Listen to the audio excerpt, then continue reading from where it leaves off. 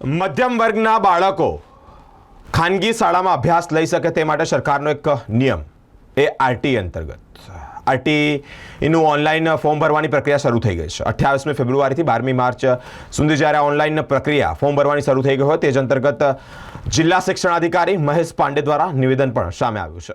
રાજ્ય સરકાર દ્વારા નબળા અને વંચિત બાળકો માટે આરટી અંતર્ગત પ્રવેશ અંગેના ફોર્મની શરૂઆત ઓનલાઈન થઈ ચૂકી છે. આરટી 2025-26 ધોરણ 1માં ખાનગી શાળામાં વિનામૂલ્ય પ્રવેશ પ્રક્રિયા અંગે વડોદરા જિલ્લા શિક્ષણાધિકારી મહેશ પાંડેએ વધુમાં જણાવ્યું છે કે આ ફોર્મની શરૂઆત 28મી ફેબ્રુઆરીથી 12મી માર્ચ સુધી ઓનલાઈન ફોર્મ ભરવાની શરૂઆત થઈ ગઈ છે. જે પણ બાળકો નબળા અને વંચિત બાળકો છે તેઓ પોતાના જરૂરિયાત ડોક્યુમેન્ટ સાથે જ ઓનલાઈન ફોર્મ ભરી શકે છે. વડોદરામાં 4800 જેટલી જગ્યા છે.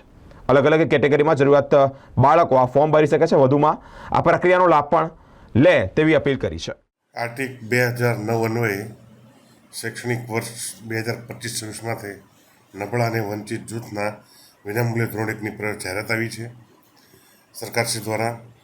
તેમાં અલગ અલગ પ્રકારની કેટેગરી છે, 13 પ્રકારની કેટેગરી છે, જેમાં પ્રથમ અનાથ બાળક, સાર સંભાળની જરૂર હોય એવા બાળકો, બાલગૃહના બાળકો, બાળ મજૂરી થયેલા બાળકો, ઉપરાંત વિકલાંગ ધારા 2016 અન્વયે આવતા તમામ બાળકો, એવી જ રીતે એમ 13 પ્રકારની કેટેગરી છે. અને ખાસ જોવા જઈએ તો આપણે વડોદરામાં 4800 જેટલી જગ્યાઓ છે. વિદ્યાર્થીઓના ફોર્મ ઓનલાઈન ભરાવાના 28 તારીખથી ચાલુ થઈ ગયા છે. 12 છેલ્લી તારીખ છે. એ ઉપરાંત રિજેક્શન 13 સુધી એપ્રુવ અને રિજેક્શન પણ કરવાના છે. અને સરકાર દ્વારા સંભવિત પ્રવેશ રાઉન્ડ પ્રથમ રાઉન્ડ 27/3/2025 એ થનાર છે. Thank you. હા સાહેબ, શું આમાં ડોક્યુમેન્ટ જરૂરી હોય છે?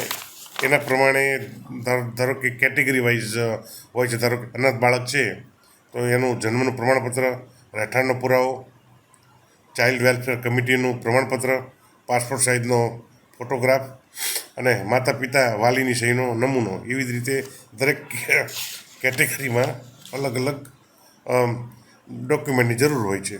સાહેબ, શું અપીલ કરશો?